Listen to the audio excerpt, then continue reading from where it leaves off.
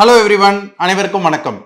So கடந்த 7-8 வீடியோவாக நம்ம இந்திய பாராளுமன்றம் அது எப்படி அமைக்கப்பட்டிருக்குது, அதோட உறுப்பினராவதற்கு தகுதி என்ன, தகுதி நீக்கம் என்ன, அதோட ஆஃபீஸர்ஸ், ஸ்பீக்கர், சபாநாயகர் யார், சேர்மன் யார், அவங்க எப்படி தேர்ந்தெடுக்கப்படுறாங்க, எப்படி ரிமூவ் வராங்க, அதோட லெஜிஸ்லேட்டிவ் ப்ரொசீஜர், அதாவது அந்த பாராளுமன்றத்தோட பணி என்ன, மசோதாக்களை நிறைவேற்றுவது முக்கியமான வேலை. அதை தவிர மற்ற என்னென்ன வேலை பண்றாங்க, அண்ட் கமிட்டிஸ்னா என்ன, லெஜிஸ்லேட்டிவ் கண்ட்ரோல்னா என்ன, பார்லிமெண்டரி ப்ரிவிலேஜஸ்னா என்ன, இதெல்லாம் நம்ம டீட்டெயில்டா பார்த்தோம்.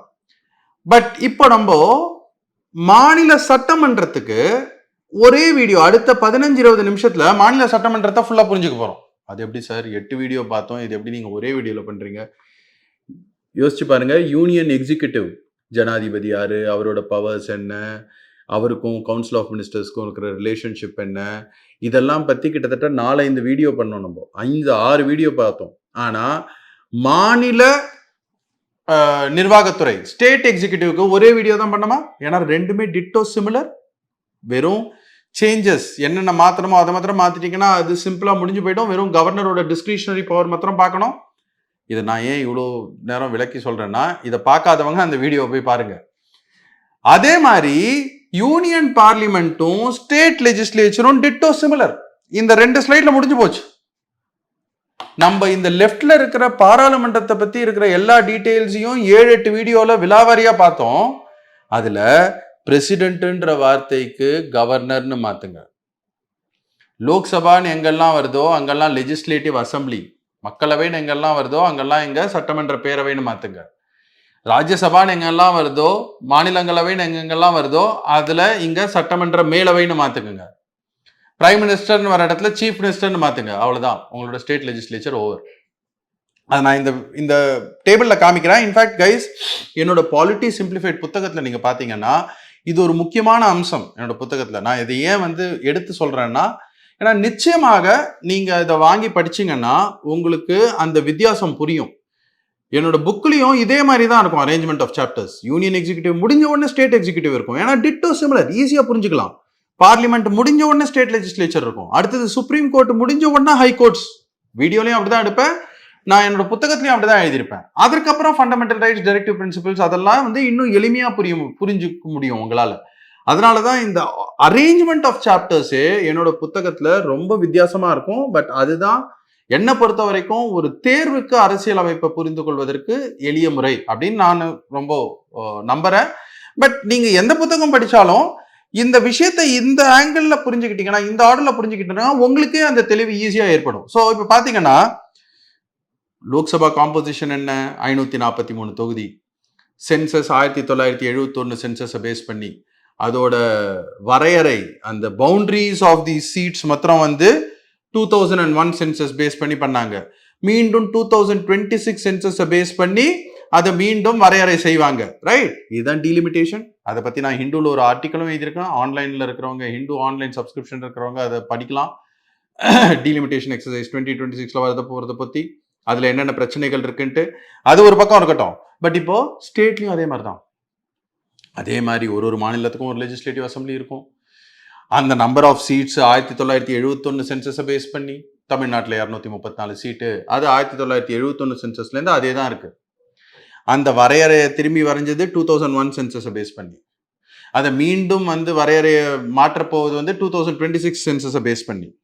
ரைட், எஸ்சி எஸ்டிக்கு ரிசர்வேஷன் உண்டு. இப்போ விமனுக்கும் அடிஷனலா உண்டு. ரைட், விமனுக்கும் 2024க்கு அப்புறம் 1/3 சீட்ஸ் லோக்சபாலையும் உண்டு. அதே மாதிரி விமனுக்கு 1/3 சீட்ஸ் ஆஃப்டர் 2024 எது ஃபர்ஸ்ட் சென்சஸ் நடக்குதோ அதுல 1/3 சீட்ஸ் இன் லெஜிஸ்லேட்டிவ் அசம்பிளி. இதுல லோக்சபால ரிசர்வேஷன் உண்டு, இங்க லெஜிஸ்லேட்டிவ் அசம்பிளில ரிசர்வேஷன் உண்டு எஸ்சி அண்ட் எஸ்டிக்கு. அதான் நான் சொன்னேன் இல்லைங்களா, இங்க லோக்சபான்னு இருக்கிறத லெஜிஸ்லேட்டிவ் அசம்பிளின்னு மாத்திக்கோங்க. Okay, minimum maximum number of seats லோக்சபாக்கு 515 கொடுத்துருக்கு. லெஜிஸ்லேட்டிவ் அசம்பிளியை பொறுத்த வரைக்கும் என்ன சொல்லியிருக்காங்க, மினிமம் 60 சீட்டு, மேக்சிமம் 500 சீட்டு. இந்த 3 மாநிலங்கள்ல தான் 60ஓட கம்மியான சீட்டுகள். கோவா 40 சீட்டு தான், சிக்கிம் 30 சீட்டு தான், அருணாச்சல் பிரதேஷ்லயும் 40 சீட்டு தான். ரைட், மற்ற எல்லா மாநிலங்கள்லயும் மினிமம் 60 சீட் இருக்கும், மேக்சிமம் 500 தான் இருக்கலாம். இன்னைக்கு தேதியில உத்தரப்பிரதேசம் 403 சீட்டு கொண்ட உத்தரப்பிரதேசம் தான் ஹையஸ்ட். மற்றபடி உங்களுக்கு மேகாலயா, மிசோரம், இந்த மாதிரி சின்ன மாநிலங்கள்லயும் மினிமம் 60 சீட் இருக்கும். மற்ற மாநிலங்கள்லாம் அதற்கு ஏற்றாற் போல, மாநிலங்களோட சைஸ் ஏற்றாற் போல நம்பர் ஆஃப் சீட்ஸ் இருக்கும். லோக்சபா 5 வருஷம் அப்படின்னா லெஜிஸ்லேட்டிவ் அசம்பிளி 5 வருஷம். அவையை கூட்டுவது யாரு? பிரசிடென்ட். பாராளுமன்றத்துல இங்க யார் அவையை கூப்பிடுவாங்க? கவர்னர். எந்த அவை கலைப்பதற்கு டிசல்யூஷன் எந்த அவைக்கு பொருந்தும்? Only for Lok Sabha. அதே மாதிரி இங்க எந்த ஹவுஸை டிசால்வ் பண்ணலாம்? லெஜிஸ்லேட்டிவ் அசம்பிளிய. ஸோ சிம்பிள் பீப்புள், பிரசிடென்ட் அப்படின்ட்டு வர இடத்துலலாம் கவர்னர் அப்படின்ட்டு மாத்திக்குங்க. லோக்சபா அப்படின்ட்டு வர இடத்துலலாம், மக்களவை அப்படின்ட்டு வர இடத்துலலாம் லெஜிஸ்லேட்டிவ் அசம்பிளி, சட்டமன்ற பேரவை அப்படின்னு மாத்திக்கோங்க. ராஜ்யசபா அப்படின்னு வர இடத்துலலாம் லெஜிஸ்லேட்டிவ் கவுன்சில். அப்கோர்ஸ் கவுன்சில் எல்லா மாநிலத்திலையும் கிடையாது, சட்டமன்ற மேலவை எல்லா மாநிலத்திலையும் கிடையாது, 6 மாநிலத்துல தான் இருக்கு. அதை உருவாக்கலாம் இல்லைன்னா கலைக்கலாம் பாராளுமன்றத்தால. அதுதான் வித்தியாசம் பாராளுமன்றத்துக்கும் மாநிலத்தில் இருக்கிற சட்டமன்றங்களுக்கும்.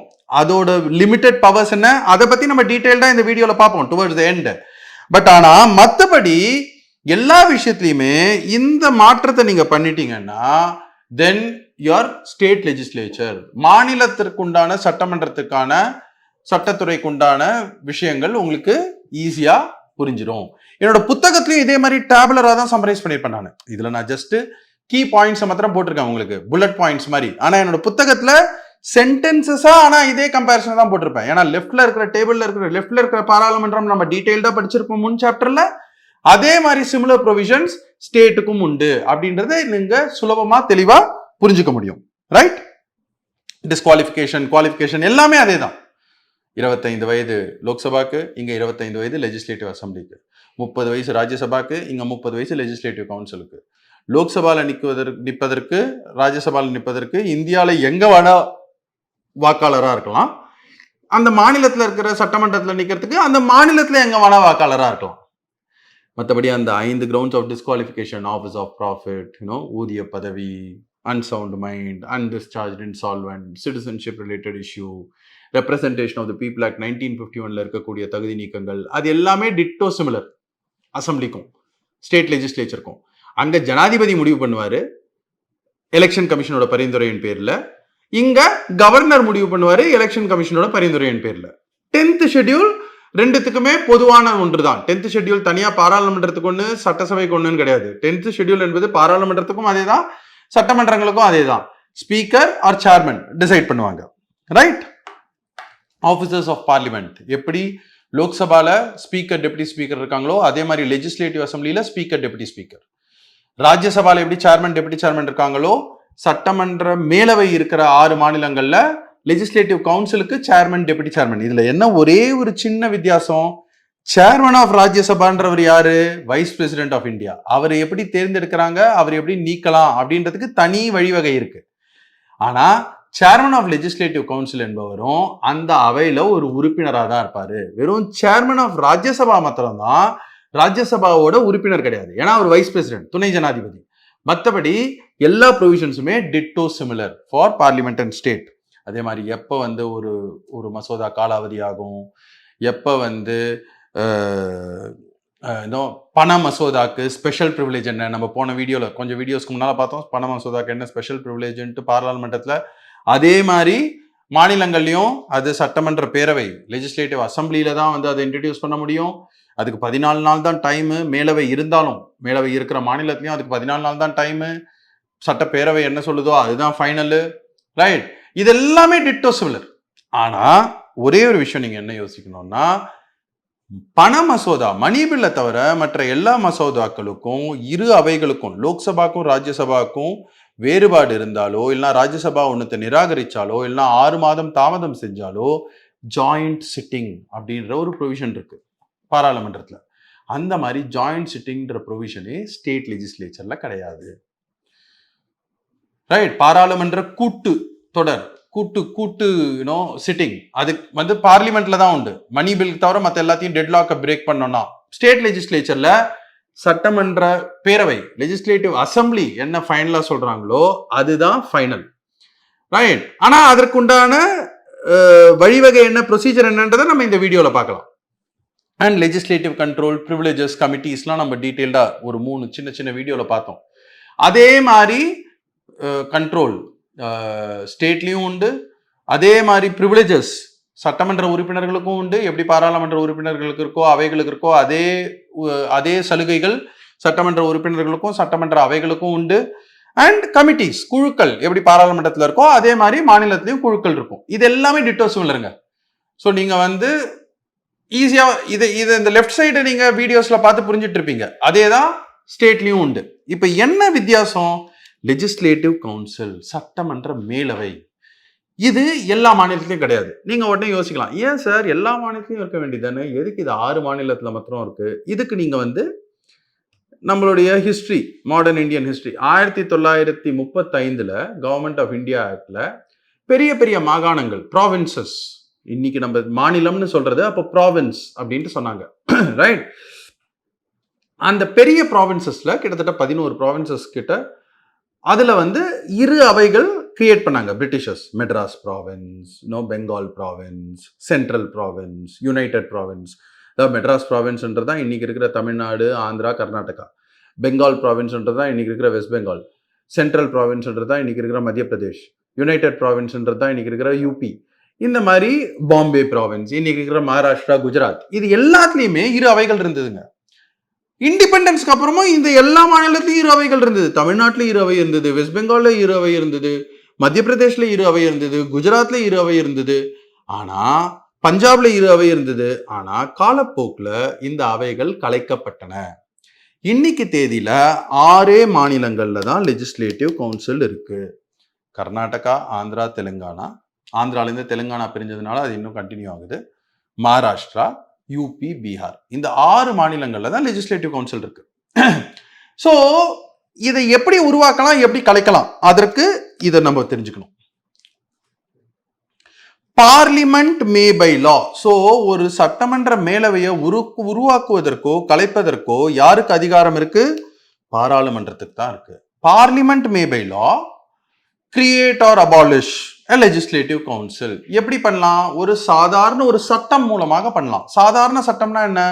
சிம்பிள் மெஜாரிட்டில மற்ற மசோதாக்களை பாஸ் பண்ற மாதிரி ஒரு மசோதாவை இன்ட்ரோடியூஸ் பண்ணி பாராளுமன்றத்துல 2 அவைகள்லையும் சிம்பிள் மெஜாரிட்டி மூலமாக பாஸ் பண்ணா ஒரு சட்டமன்ற மேலவையை உருவாக்கவோ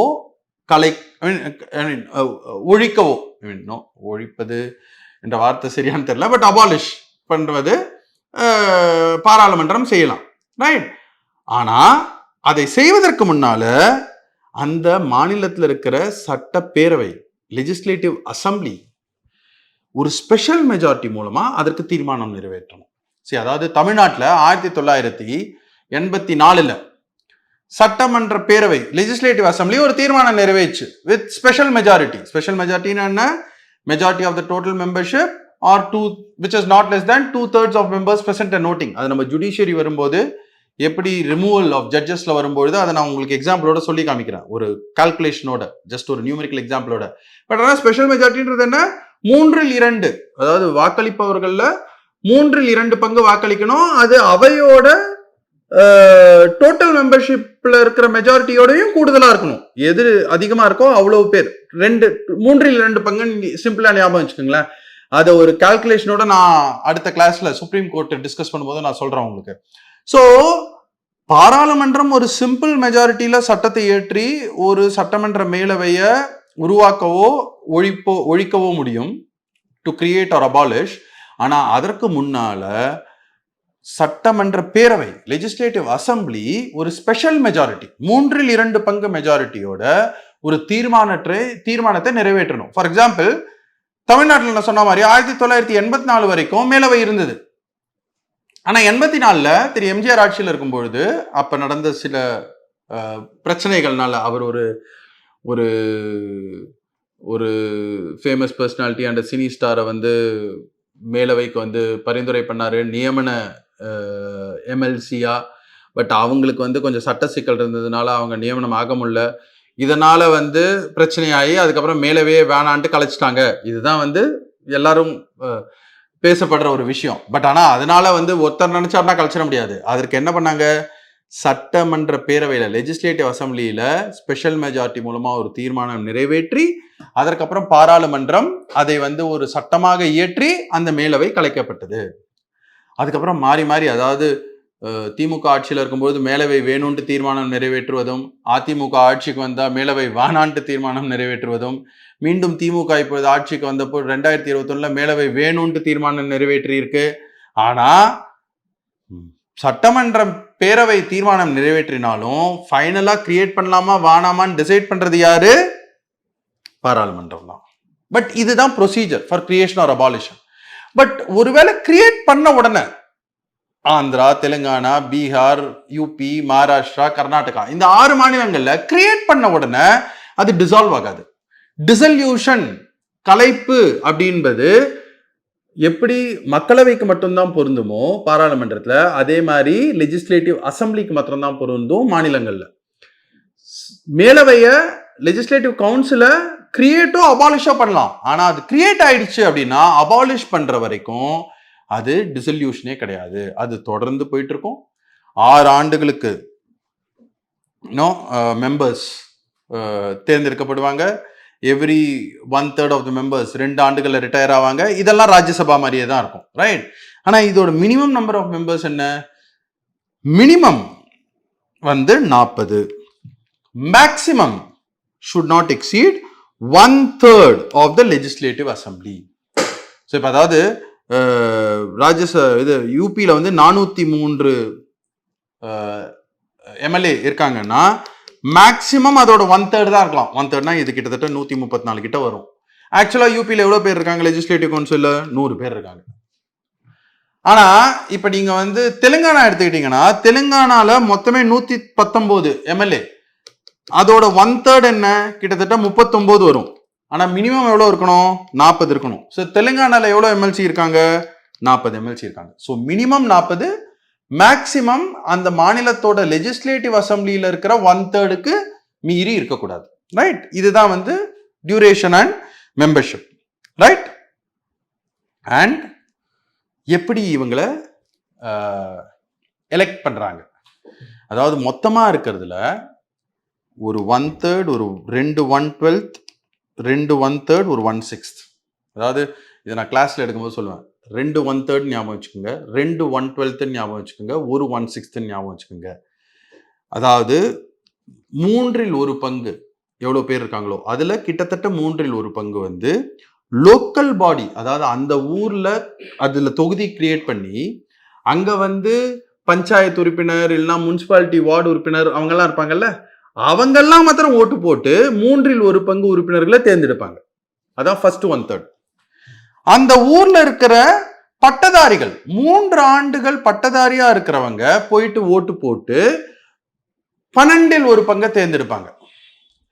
அதே மாதிரி அந்த ஊர்ல ஆசிரியர்களா இருக்கிறவங்க 3 ஆண்டாவது அந்த ஊர்ல ஆசிரியரா இருக்கிறவங்க போயிட்டு ஓட்டு போட்டு 12இல் 1 பங்கை தேர்ந்தெடுப்பாங்க. ஸோ இது மூன்றும் வந்து நம்ம எப்படி எம்எல்ஏக்கு போயிட்டு ஒரு சீட்ல ஒரு கான்ஸ்டிடியூவன்சில ஓட்டு போடுறோமோ அதே மாதிரி இந்த கான்ஸ்டிடியூவன்சில எல்லாரும் போய் ஓட்டு போட மாட்டாங்க.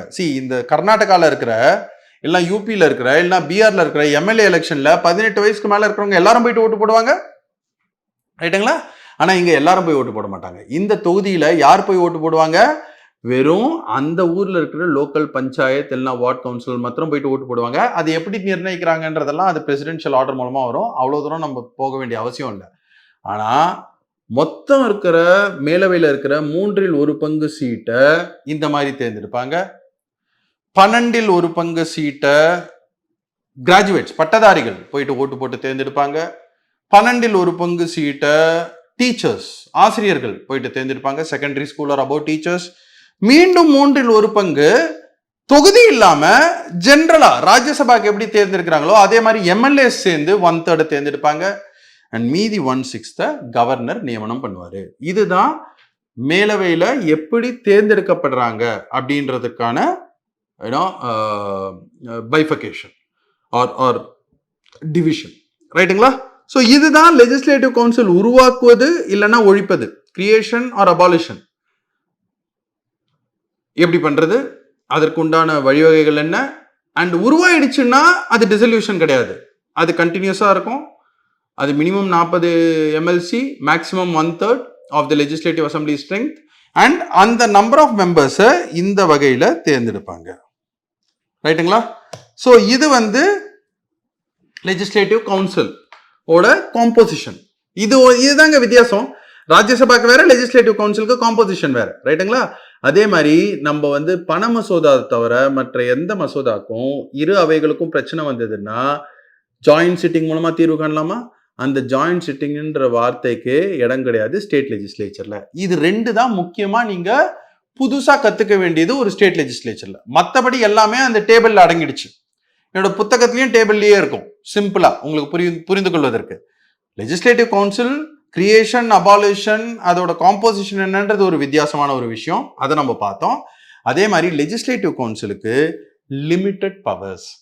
பண மசோதாவை தவிர மற்ற எல்லா மசோதாக்களுக்கும் ராஜ்யசபாக்கு லோக்சபா அளவு பவர் உண்டு. ஏன்னா ராஜ்யசபா நிராகரிச்சாலோ இல்லை ராஜ்யசபா தாமதப்படுத்தினாலோ 6 மாதத்திற்கு, இல்லைன்னா ராஜ்யசபா ஒப்புக்கொள்ளல சில மாற்றங்களுக்கு அப்படின்னா வெறும் ஜாயிண்ட் சிட்டிங் மூலமா தான் அது தீர்வு காண முடியும்.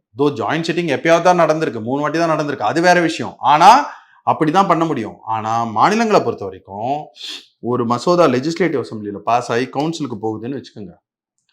கவுன்சில் அது ஒரு வேளை நிராகரிக்குது, இல்லைன்னா 3 மாசம் எந்த ஆக்ஷனும். இந்த 3 மாசம்ன்றது கேலண்டர் மாசம். அதாவது நம்ம ஜாயிண்ட் சிட்டிங் பார்க்கும்போது நம்ம பார்த்தோம் 6 மாதம் பாராளுமன்ற அவைகள் கூட்டத்தொடரில் இருக்கும் பொழுது, அதாவது 180 நாட்கள் கூட்டத்தொடரில் இருக்கும் பொழுது அதை வந்து பரிசீலனை பண்ணாம வச்சிருந்தாங்கன்னா இன்னொரு அவை ராஜ்யசபா யூஸ்வலா அப்போ ஜாயிண்ட் சிட்டிங்கை கூப்பிடலாம் அப்படின்ட்டு. பட் இந்த 3 மாதம் என்பது 3 கேலண்டர் மாசம். 3 கேலண்டர் மாசம்னா என்ன? சப்போசிங் இன்னைக்கு தேதி என்ன? பிப்ரவரி 23ஆம் தேதி. பிப்ரவரி 25ஆம் தேதி கர்நாடகாவில் இருக்கிற லெஜிஸ்லேட்டிவ் அசம்பிளி ஒரு பில்லை பாஸ் பண்ணிட்டு லெஜிஸ்லேட்டிவ் கவுன்சிலுக்கு அனுப்புது அப்படின்னா இந்த 3 மாசம் எப்போ நிறைவடையும்? மார்ச் 25, ஏப்ரல் 25, மே 25. மே 25ஆம் தேதி அன்னைக்கு இந்த 3 மாசம் நிறைவடைஞ்சிரும். ஸோ அப்படி இருந்ததுன்னா ஆர் அவங்க ஏதாவது மாற்றம் பண்ணி அனுப்புறாங்க, அதுக்கு லெஜிஸ்லேட்டிவ் அசம்பிளி ஒப்புக்கொள்ளவில்லை, இந்த விஷயம் நடந்தது என்றால் லெஜிஸ்லேட்டிவ் அசம்பிளிக்கு மீண்டும் அந்த மசோதா செல்லும். லெஜிஸ்லேட்டிவ் அசம்பிளி மீண்டும் 2வது முறை அந்த மசோதாவை இந்த மாற்றங்கள் பரிந்துரைந்த மாற்றங்களோடு சேர்த்து பண்ணலாம், இல்லைன்னா முதல்ல எப்படி பாஸ் பண்ணாங்களோ அப்படியே பண்ணலாம். அது லெஜிஸ்லேட்டிவ் அசம்பிளியோட இஷ்டம். அதை பண்ணி மீண்டும் கவுன்சிலுக்கு அனுப்பிச்சு கவுன்சில் மீண்டும் அது ஒரு முறை நிராகரிக்கிறது, இல்லைன்னா 1 மாசம் எதுவுமே பண்ணாம சும்மா இருக்கு, இல்ல மீண்டும் 2வது முறை கொஞ்சம் அமெண்ட்மெண்ட்ஸ் எல்லாம் பண்ணி அனுப்புது அப்படின்னா பிரச்சனையே கிடையாது. எது ஃபைனல் வெர்ஷன்? இந்த லெஜிஸ்லேட்டிவ் அசம்பிளி 2வது முறை, செகண்ட் டைம், மாற்றங்களோடவோ மாற்றங்கள் இல்லாமையோ எப்படி வந்து அந்த மசோதாவை பாஸ் பண்ணாங்களோ நிறைவேற்றினாங்களோ அதுதான் கவர்னருக்கு செல்லும் ஒப்புதலுக்காக. ஸோ லெஜிஸ்லேட்டிவ் கவுன்சிலுக்கு மேக்சிமம் 4 மாசம் அது தாமதப்படுத்தலாம். மேக்சிமம் 3 மாசம் ஃபர்ஸ்ட் டைமு, 1 மாசம் 2வது டைம். இவ்வளவுதான் வந்து அவங்களோட பவர். மற்றபடி எந்த மசோதாலையும் லெஜிஸ்லேட்டிவ் அசம்பிளி தான் ஃபைனல். பண மசோதாவை பொறுத்த வரைக்கும் 14 நாள் தான். அது அதே மாதிரி தான். ராஜ்யசபாக்கு எப்படி 14 நாள் தான் டைம் இருக்கும் பண மசோதால, மாநிலங்கள்ல எந்தெந்த மாநிலங்கள்லாம் சட்ட மேலவை இருக்கோ அந்த மாநிலங்கள்லயும் பண மசோதாவை பொறுத்த வரைக்கும் சட்ட மேலவைக்கு 14 நாள் தான் டைம் இருக்கு, அவகாசம் இருக்கு, அவங்க ஏதாவது சொல்லணும்னு நினைச்சாங்கன்னா. பட் மற்ற மசோதாக்கள் எல்லாத்துக்குமே கூட மேலவைக்கு கம்மியான பவர்ஸ் தான் இருக்கு. அவங்க 3 மாசம் தாமதப்படுத்தலாம் மேக்சிமம் ஃபர்ஸ்ட் டைம், 2வது முறை 1 மாசம் மேக்சிமம் தாமதப்படுத்தலாம். ஸோ நீங்க யோசிக்கலாம், சார் அப்படின்னா லெஜிஸ்லேட்டிவ் கவுன்சிலுக்காக என்ன யூஸ் அப்படின்ட்டு. இப்ப இருக்கிற விஷயத்துல பாத்தீங்கன்னா அது வந்து மோஸ்ட்லி பொலிட்டிசைஸ்டா இருக்கு. அதாவது அரசியல் காரணங்களுக்காக தான் வந்து இதை நடத்திட்டு இருக்கே தவிர இந்த லெஜிஸ்லேட்டிவ் கவுன்சில் ஒரிஜினலா கன்சீவ் பண்ணதுக்கான ஐடியா என்ன? அது வந்து இன்னும் கொஞ்சம், அதாவது local body, panchayat members, ward councillor members, municipality மெம்பர்ஸால தேர்ந்தெடுக்கப்படுறாங்க, பட்டதாரிகளால தேர்ந்தெடுக்கப்படுறாங்க, டீச்சர்ஸால தேர்ந்தெடுக்கப்படுறாங்க. அவங்கெல்லாம் வேற ஏதோ வெளியூர்ல இருந்து வரல, எல்லாம் நம்ம நாட்டு ஆளுங்க தான். அதே அரசியல்வாதி மற்ற இடத்துல நம்ம எப்படி பாக்குறோமோ அதே மாதிரிதான் இருப்பாங்கன்னாலும் அது இன்னும் கொஞ்சம் ஒரு ஒரு அறிவு சார்ந்த ஒரு அவையா இருக்கும். சட்டமன்ற பேரவை என்பது வந்து பொதுமக்களோட வில்ல குறிக்கிற ஒரு அவை. பட் இது வந்து கொஞ்சம் அறிவு சார்ந்த அவையா இருந்து ஒரு பரிந்துரைகளை பண்ணும் அப்படின்பதற்காக தான் இதை கிரியேட் பண்ணுது. ஆனா இது பொலிட்டிக்கலா அபாலிஷோ கிரியேட்டோ பண்றதுனால இருக்கிற பிரச்சனைகள். In fact second ARC administrative reforms கமிஷன்ல வீரப்ப மொய்லி கமிட்டி என்ன சொல்லியிருக்காங்கன்னா, எல்லா மாநிலத்திலையும் சட்டமன்ற மேலவையை உருவாக்கிடுங்க. ஆனா அதற்கு தேர்ந்தெடுக்கப்படும் உறுப்பினர்கள் இப்போ வந்து லோக்கல் பாடிஸ், பஞ்சாயத்து, முனிசிபாலிட்டியில இருந்து 1/3 மெம்பர்ஸ் தான் தேர்ந்தெடுக்கிறாங்களா அவங்க.